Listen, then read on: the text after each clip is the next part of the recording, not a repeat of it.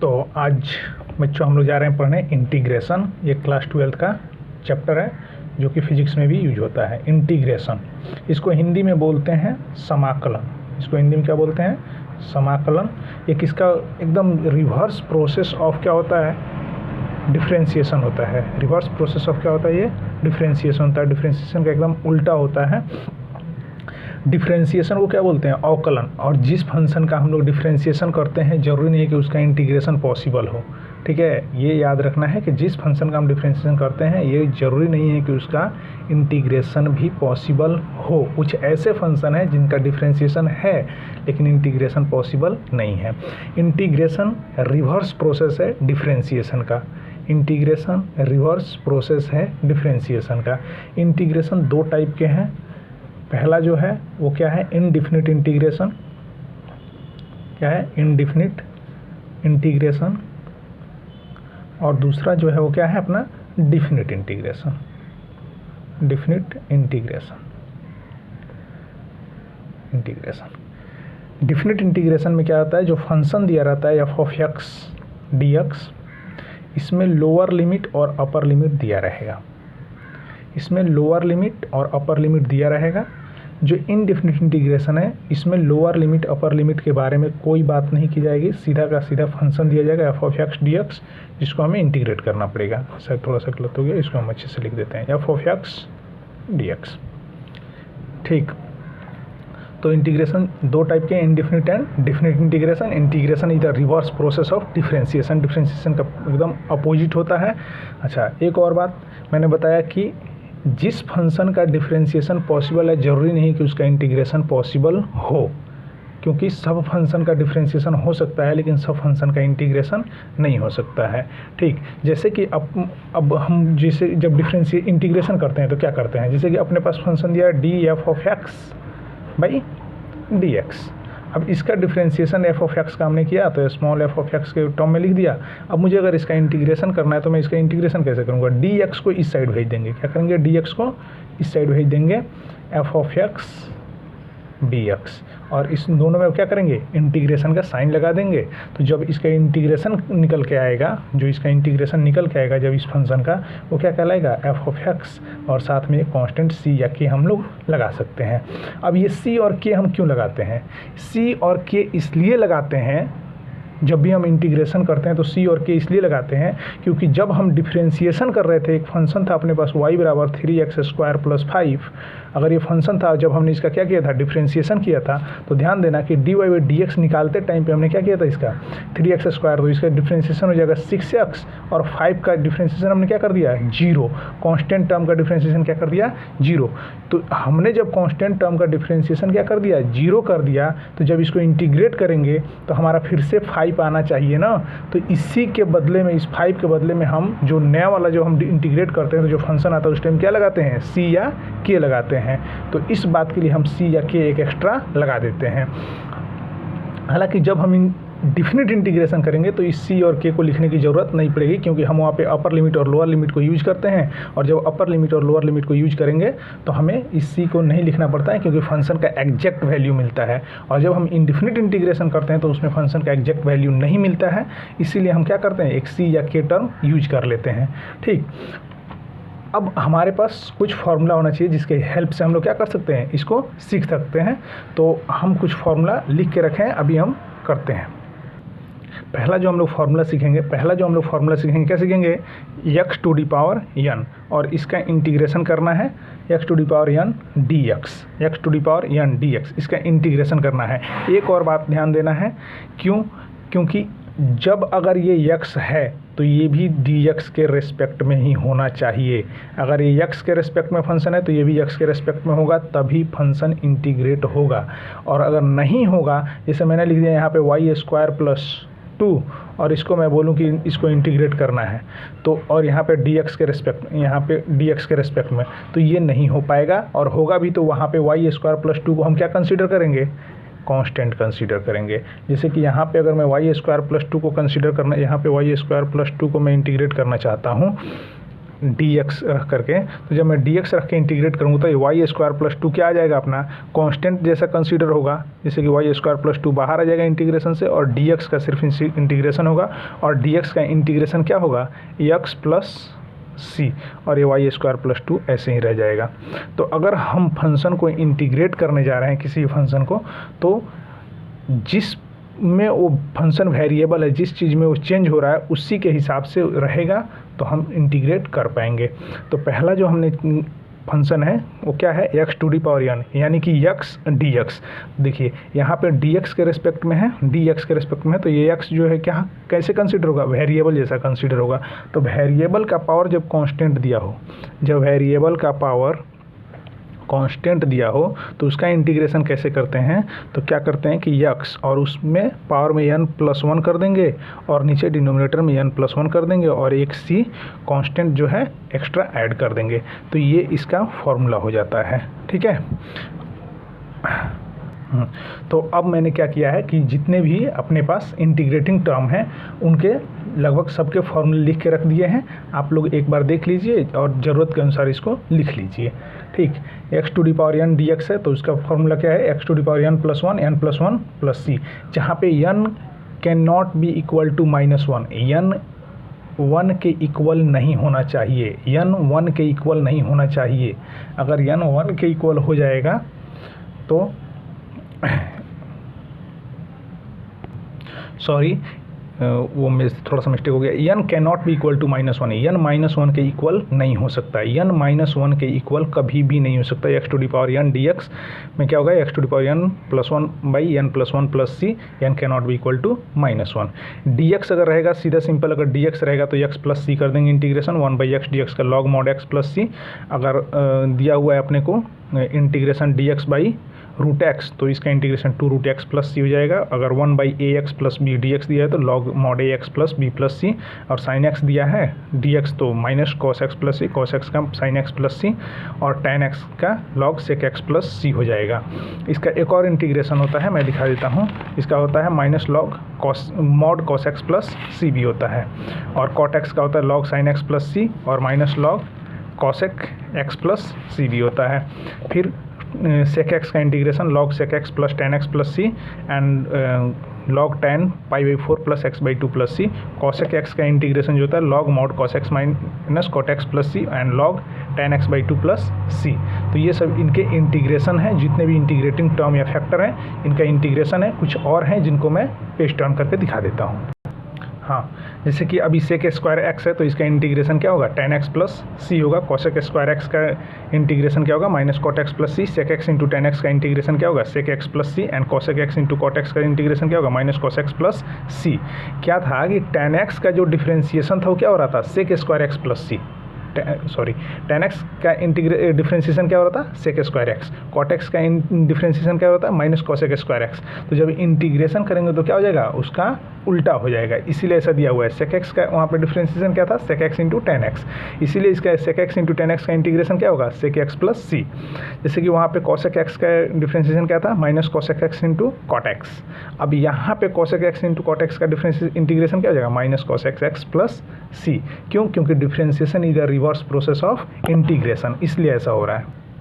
तो जैसे कि अब हम लोग चल रहे हैं एग्जाम्पल के साथ देखने की इंटीग्रेशन कैसे करेंगे। एकदम बेसिक से सिखाऊंगा, जीरो से, एकदम जीरो से शुरू करूंगा, एकदम टॉप तक चलेंगे हम लोग, जहाँ पे जेई एडवांस नहीं पहुँच सकता। ठीक है, चलो हम लोग इंटीग्रेशन करेंगे, एकदम बेसिक से सीखना शुरू करेंगे। जैसे कि अपने को दिया है x dx, इसका इंटीग्रेशन करना है तो ध्यान से देखना।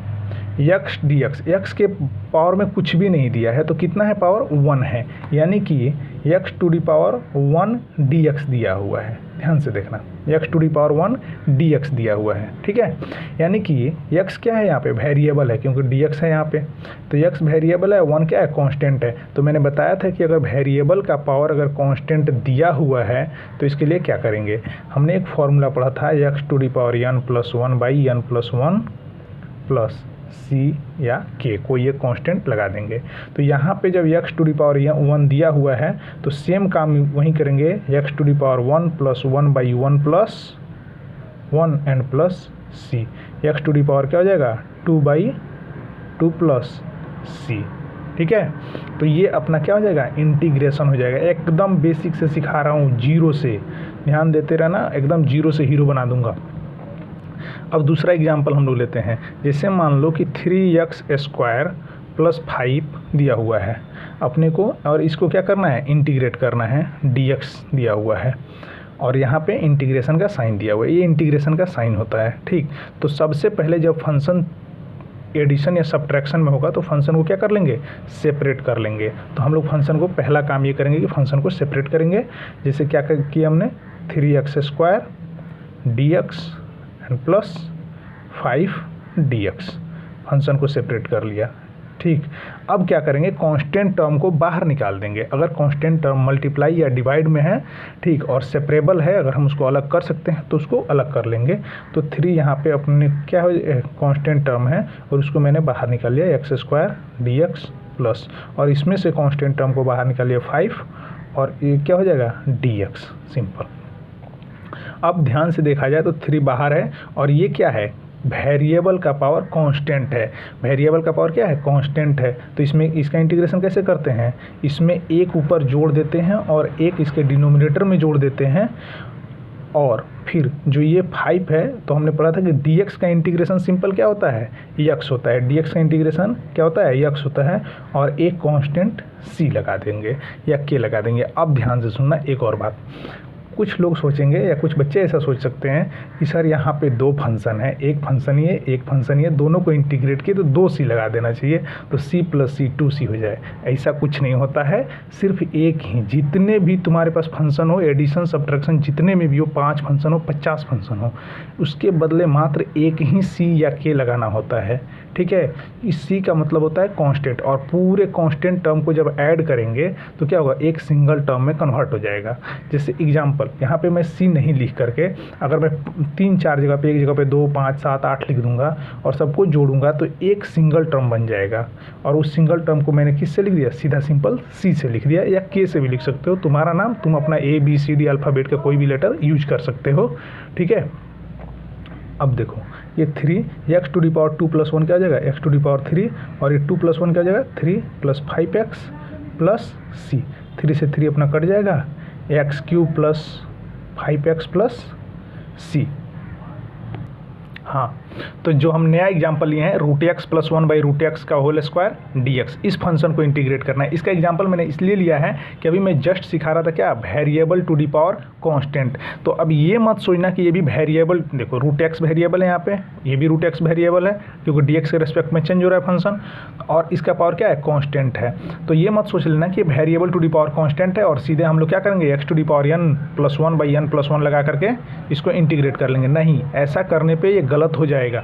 ठीक, क्यों, इसलिए गलत हो जाएगा कि एक बात इसमें हमेशा ध्यान रखना है कि variable to the power constant का फॉर्मूला जो x⁴n + 1/n + 1 तभी लगेगा, तभी तुम यूज कर पाओगे बाबू, जब जो फंक्शन दिया हुआ है, अगर उसका जो पावर कांस्टेंट है, वो जो पावर कांस्टेंट दिया हुआ है फंक्शन का, जो पावर कांस्टेंट दिया है, जो पावर कांस्टेंट दिया हुआ है, उसके अंदर में 2 फंक्शन नहीं होने चाहिए। दोनों फंक्शन, वो भी एडिशन और सब्ट्रैक्शन में नहीं होने चाहिए। अगर ये फंक्शन एडिशन या सब्ट्रैक्शन में 2 वेरिएबल फंक्शन एडिशन या सब्ट्रैक्शन में होंगे और उसका पावर अगर कांस्टेंट होगा, तो हम डायरेक्ट x⁴n + 1/n + 1 वाला फॉर्मूला नहीं लगाएंगे, नहीं तो गलत हो जाएगा। तो वहाँ पे हम लोग ये वाला मेथड नहीं यूज करेंगे, x⁴n + 1/n + 1 + c, ये नहीं लगा सकते जब भी 2 फंक्शन एडिशन या सब्ट्रैक्शन में है और दोनों वेरिएबल और उसका पावर कांस्टेंट है। सबसे पहले हम क्या करेंगे, फंक्शन को सेपरेट करेंगे। इस फंक्शन को हम लोग सेपरेट करना बहुत आसान है, क्यों, क्योंकि ये a + b के होल स्क्वायर पे दिया हुआ है, यहाँ पे ईजिली सब्ट्रैक्ट हो जाएगा। ठीक, तो कर लेते हैं। तो a का स्क्वायर √x का स्क्वायर करेंगे तो x हो जाएगा, प्लस 1/√x का स्क्वायर करेंगे 1/x, अब प्लस 2ab, तो 2√x × x, तो 2√x × 1/√x जो दिया हुआ है, ये रूट से रूट कट, √x ये आपस में क्या हो जाएगा, कैंसिल आउट हो जाएगा, तो ये dx बच जाएगा। अब ये फंक्शन बचेगा x + 1/x + 2, और इसको अब हम क्या कर देंगे, इंटीग्रेट कर देंगे। कैसे, dx के रेस्पेक्ट में फिर से फंक्शन को हमें सेपरेट करना पड़ेगा। फंक्शन हम सेपरेट कर लेंगे, जो x दिया है dx + 1/x dx प्लस 2 और 2 हमको पता है कि कांस्टेंट है, तो इसको हम क्या करेंगे, इंटीग्रेशन से बाहर रखेंगे dx। अब ये जो x dx है, तो इसका x का हम लोग को पता है कि x का पावर कितना दिया हुआ है, 1 दिया है। अब यहाँ पे हम x to the power n वाला फॉर्मूला यूज करेंगे और इसको हम लोग कर लेंगे x टू दी पावर 1 + 1, तो इस जगह x स्क्वायर आए 1 + 1 नीचे, तो 2 + 1/x का इंटीग्रेशन मैंने फॉर्मूला चार्ट दिखाया था, उसमें लिखा हुआ था log mod x होता है, प्लस 2 अपना कांस्टेंट है, dx का इंटीग्रेशन क्या होगा, x। और अब इन तीनों फंक्शन के लिए एक सिंगल कांस्टेंट c और k हम लोग लगा सकते हैं, तो ये अपना क्या हो जाएगा, आंसर हो जाएगा। ठीक, तो ऐसे ही हम लोग इसको धीरे धीरे क्या करेंगे, मैं अभी एकदम बेसिक सिखा रहा हूँ और बेसिक से सिखाते सिखाते ऐसा इतना अच्छा से सिखा दूंगा इंटीग्रेशन की, इंटीग्रेशन में कोई तुमसे हाथ नहीं मिला सकता, इस बात की मैं गारंटी देता हूँ, कोई हाथ नहीं मिला सकता इंटीग्रेशन में। ठीक, और अभी हम लोग ये बेसिक है एकदम जीरो से सीख रहे हैं, और जीरो से हम लोग एकदम ऐसा सिखा देंगे दुनिया के किसी भी किताब से तुम इंटीग्रेशन बना दोगे। हाँ, तो हम लोग एक और एग्जांपल लेते हैं, 3x + 8 टू दी पावर 9 दिया हुआ है। अब यहाँ पे जो मैंने लास्ट एग्जांपल लिया था उससे थोड़ा सा फिर से डिफरेंट है। कैसे, यहाँ पे जो ब्रैकेट के अंदर दिया है जो दो फंक्शन है, दोनों फंक्शन में एक फंक्शन कांस्टेंट है, ये कांस्टेंट है, और ये जो है एक ही वेरिएबल है, सिंगल वेरिएबल है। उस टाइम लास्ट वाले एग्जांपल में क्या था, दोनों वेरिएबल थे, तो लास्ट वाले एग्जांपल में दोनों वेरिएबल थे, तो हमको क्या करना पड़ा था, सेपरेट करना पड़ा था फॉर्मूला लगा के। लेकिन यहाँ पे हमें सेपरेट करने की कोई ज़रूरत नहीं है, हम सीधा सीधा इसको क्या कर लेंगे, variable to the power constant मान लेंगे, और x to the power n वाला फार्मूला पे हम इसको क्या कर सकते हैं, ईजिली इंटीग्रेट करके लिख देंगे x to the power n + 1/n + 1 + c, और आंसर निकल जाएगा। जैसे कि यहाँ पे जो दिया हुआ है, क्या दिया है, 3x + 8 टू दी पावर 9, तो हम इसको क्या कर सकते हैं, 3x + 8 टू दी पावर 9 है, तो हम लोग x to the power n + 1 के हिसाब से 9 + 1/9 + 1 लिख देंगे। अब यहाँ तक सही है। अब इसमें क्या है कि जो भी वेरिएबल होगा उसका जो कोफिशिएंट होगा, उसका जो कोफिशिएंट होगा वो डिनोमिनेटर में हमको लिखना पड़ेगा। जो भी वेरिएबल है उसका जो कोफिशिएंट है उसको हमें डिनोमिनेटर में लिखना पड़ेगा, और साथ में प्लस ही लगाते हैं हम लोग। तो ये 3x + 8 और ये 9 + 1 क्या हो जाएगा, 10, और 9 + 1 नीचे क्या होगा, 10 × 3, ये क्या हो जाएगा अपना 3x + 8 टू दी पावर 10, और नीचे क्या हो जाएगा 30 + c। ठीक, तो ये हो जाएगा अपना आंसर। ठीक, ऐसे ही हम लोग धीरे धीरे करके पूरा का पूरा इंटीग्रेशन सीखेंगे, और डेफिनेटली बोल रहा हूँ दुनिया के किसी भी किताब से बनाओगे तो इंटीग्रेशन तो गलत नहीं होगा। अगर अच्छा लगे तो आइए सब्सक्राइब कर देना यार, लाइक कर देना।